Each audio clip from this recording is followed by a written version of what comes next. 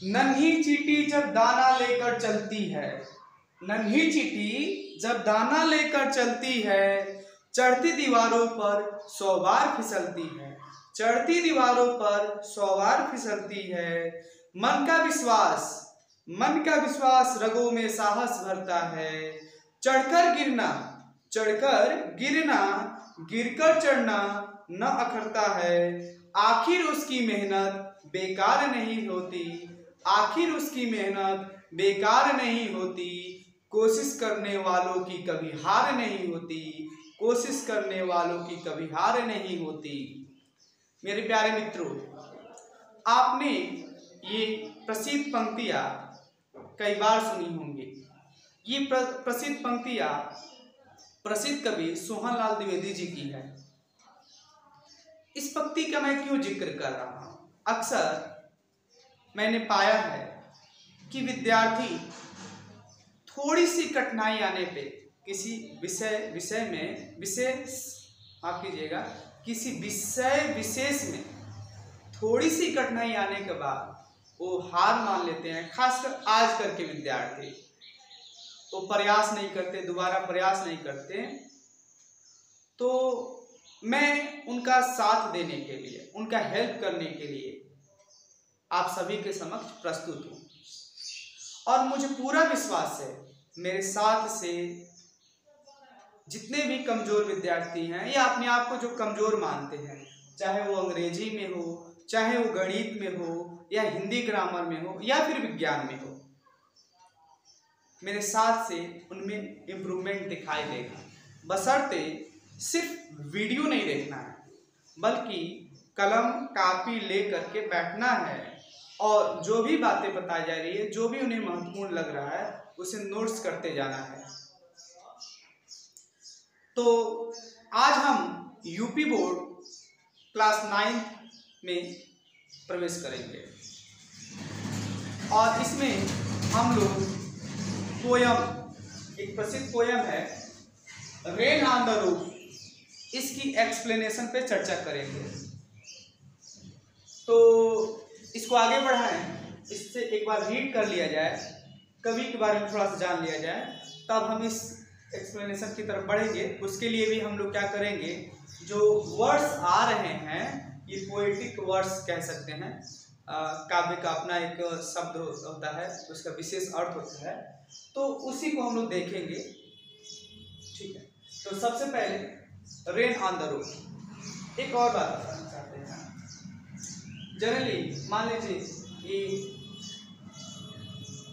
मकान है, ठीक, तो रूफ मतलब ये जो ऊपरी दीवारें हैं ना, माफ कीजिए, छत की जो ऊपरी परत है, ये उसकी बात हो है रूफ। रूफ मतलब छत। तो बहुत लोग कंफ्यूज हो जाएंगे, सीलिंग मतलब भी होता है छत, तो ये उसकी सीलिंग की बात नहीं हो रही है।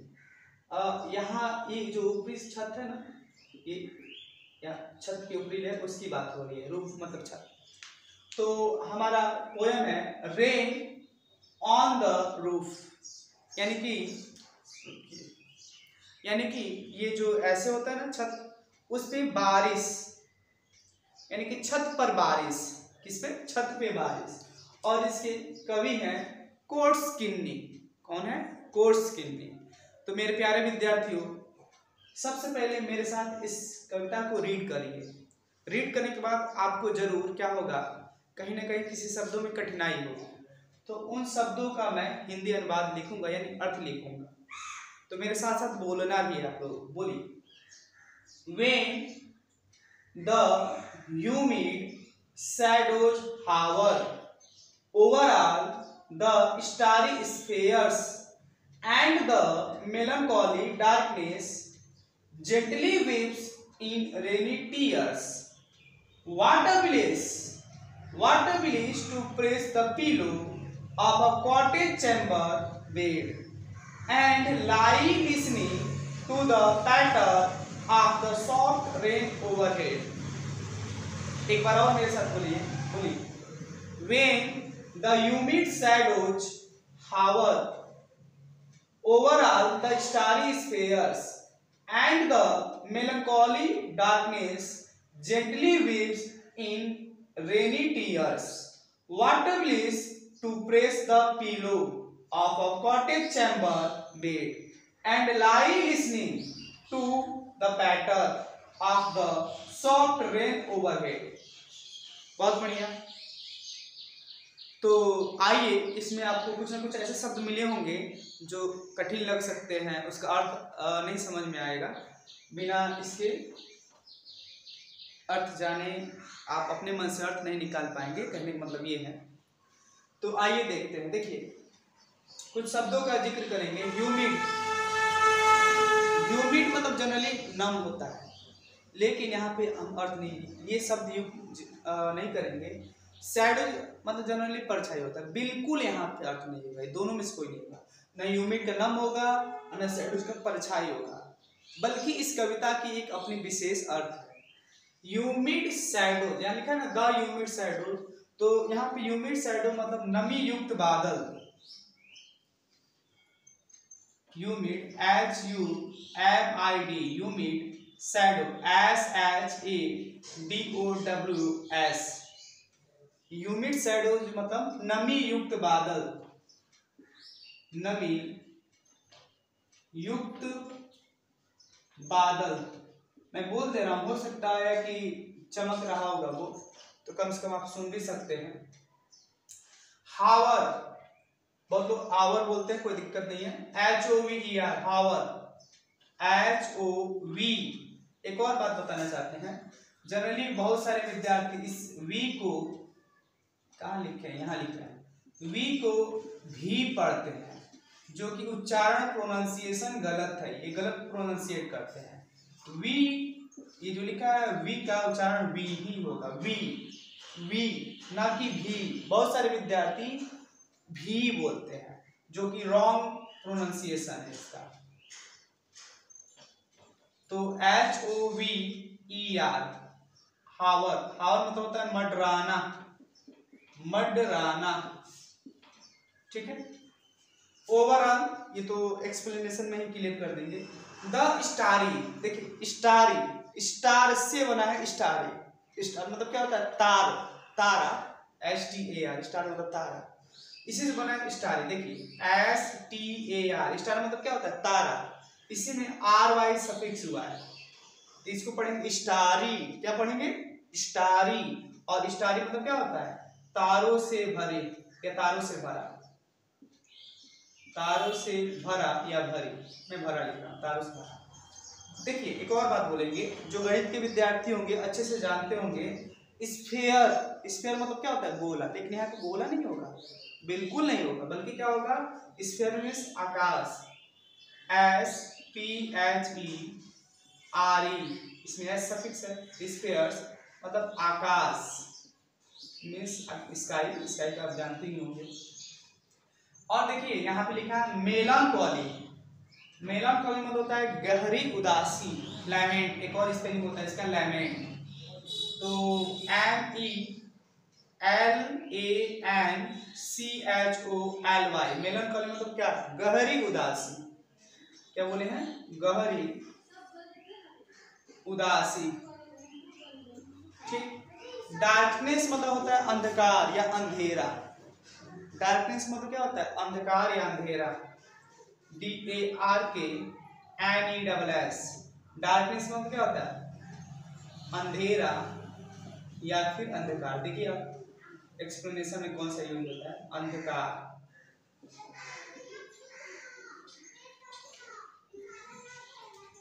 जेंटली, जेंटली मतलब यहाँ पे होगा हल्का या हल्के से, GENTLY, जेंटली मतलब हल्के से, हल्के से या फिर हल्का, हालांकि हो सकता है हम यही प्रयोग करें, देखिए अभी क्लियर हो जाएगा। क्विप्स मतलब रुदन होता है, रोना होता है, खैर उसकी छोड़िए। टीयर्स मींस क्या होता है, आंसू, टीयर्स मींस क्या होता है, आंसू, TEARS, टीयर्स मींस आंसू। बात क्लियर। देखिए एक शब्द लिखा है वाटर ब्लिस, यहाँ पे देख सकते हैं फ्रेज लिखा है वाटर ब्लिस, ब्लिस मतलब होता है आनंद, और वाटर ब्लिस मतलब कितना मजा आता होगा, कितना आनंद आता होगा, तो मैं सिर्फ ब्लिस लिख रहा हूँ, BLISS, ब्लिस मीन्स आनंद, जॉय जिसको कहते हैं आप लोग। टू प्रेस, टू प्रेस मतलब दबाने में, यहाँ पे तकिए दबाने की बात हो, अभी लिखेंगे। To press, TOPRESS, to press मतलब क्या होता है? दबाना, दबाना। एक और शब्द लिखा है यहाँ पे बगल में, पीलो, पीलो मतलब तकिया, PILLOW, पीलो मीन्स क्या? तकिया। अब एक और बात देखिए, यहाँ पे लिखा है कॉटेज चैम्बर। कॉटेज मतलब कुटिया होता है, झोपड़ी होता है, तो लिख सकते हैं चैम्बर मतलब यहाँ पे कमरा, यानी कि झोपड़ी का कमरा या कुटिया की कमरा, कॉटेज चैम्बर। अब पता नहीं कहाँ तक दिखाई दे रहा होगा, फिर भी मैं मान के चल रहा हूँ यहाँ वाला दिखाई दे रहा होगा। देखिए कॉटेज, CO इस साइड आ जाए,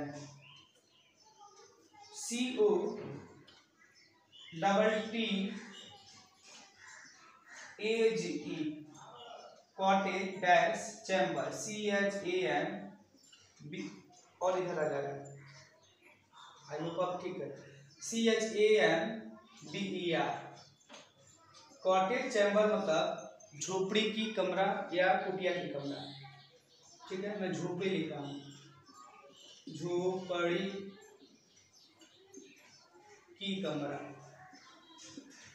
यानी कोई झोपड़ी है उसमें एक रूम है, जैसे घर होता है, घर में एक कमरा होता है, वैसे ही यहाँ पे। बेड मतलब बिस्तर जानते ही हैं, लाई मतलब लेट करके, लिसनिंग मतलब सुनना, पैटर्न मतलब होता है पटपटाहट। अब ये क्या है? तो देखिए आपने जरूर बारिश जब होता है तो अनुभव किया होगा, क्या बारिश की आवाज को सुना होगा, कानों से क्या होगा? सुना होगा, उसको अनुभव किया होगा। तो वही पैटर्न मतलब होता है पटपटाहट। क्या होता है? पटपटाहट। और इधर आ जाएगा PATTER, पैटर्न मतलब क्या? पटपटाहट। पता नहीं वीडियो में आ रहा है कि नहीं, मैं स्पेलिंग बोल दे रहा हूँ, अब समझ लीजिएगा, अर्थ भी समझ लीजिएगा। PATTER, पैटर्न, पैटर्न मतलब पटपटाहट, पटाहट। ठीक है। सॉफ्ट, सॉफ्ट मतलब यहाँ पे मुलायम नहीं होगा, यहाँ लिख रहे हैं हम। सॉफ्ट मतलब यहाँ पे मुलायम बिल्कुल नहीं होगा, सॉफ्ट मतलब मधुर, SOFT, सॉफ्ट मतलब मधुर, कोमल, मधुर। मैं सिर्फ मधुर लिख रहा हूँ। ओवरहेड मतलब सिर के ऊपर, यहाँ सिर के ऊपर बारिश नहीं, छत पे जो है ना, सिर के ऊपर छत है, छत पे जो बारिश हो रही है, रूफ, सिर के ऊपर छत है, छत के छत के ऊपर बारिश हो रही है, छत पर बारिश हो रही है। ओवरहेड मतलब जनरली सिर के ऊपर होता है। मैं लिख दे रहा हूँ OVERHEAD साथ रहेगा, HEAD, ओवरहेड मतलब सिर के ऊपर, सिर के ऊपर। हालांकि ये अर्थ बिल्कुल प्रयोग नहीं होगा, इसके एक्सप्लेनेशन में ओवरहेड का प्रयोग ये बिल्कुल नहीं होगा, सिर के ऊपर। ठीक, इसका हो सकता है कुछ अलग प्रयोग करें, अभी तुरंत क्लियर होगा आपके सामने। पहले एक बार रीड कर लिया जाए। देखिए सबसे पहले लिखे हैं ह्यूमिड शैडोज। ह्यूमिड शैडो मतलब क्या होता है? नमी युक्त बादल। हावर मतलब होता है मडराना, हावर मतलब क्या होता है? मडराना। स्टारी मतलब तारों से भरा। स्फीयर्स मतलब आकाश। मेलनकॉली मतलब गहरी उदासी, या ऐसे बोल सकते हैं उदासी, लेकिन यह होता है गहरी उदासी, इसका सही अर्थ होता है गहरी उदासी। डार्कनेस मतलब क्या होता है? अंधकार। डार्कनेस मीन्स अंधकार या अंधेरा। जेंटली मतलब हल्के से, हल्के से या हल्का। टीयर्स मीन्स आंसू। ठीक है। टू प्रेस मतलब दबाना। ब्लिस मतलब आनंद। पीलो मतलब तकिया। इधर लिखे हैं कॉटेज चैम्बर मतलब झोपड़ी का कमरा या कुटिया, कुटिया, कुछ और मत समझिएगा, कुटिया की कमरा या झोपड़ी के कमरा। पैटर्न मतलब पटपटाहट। सॉफ्ट मतलब मधुर। ठीक है। ओवरहेड मतलब सिर के ऊपर। ठीक है।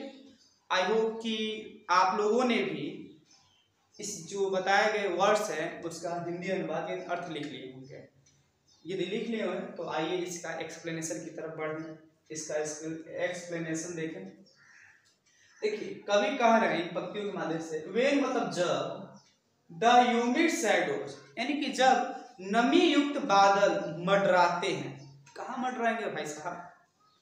आकाश में। तो आगे बात कर रहे हैं कि जब द ह्यूमिड शैडोज यानी कि नमी युक्त बादल, ठीक है, यहाँ पे हावर मतलब मंडराना बताया, नमी युक्त बादल क्या करते हैं, मंडराते हैं।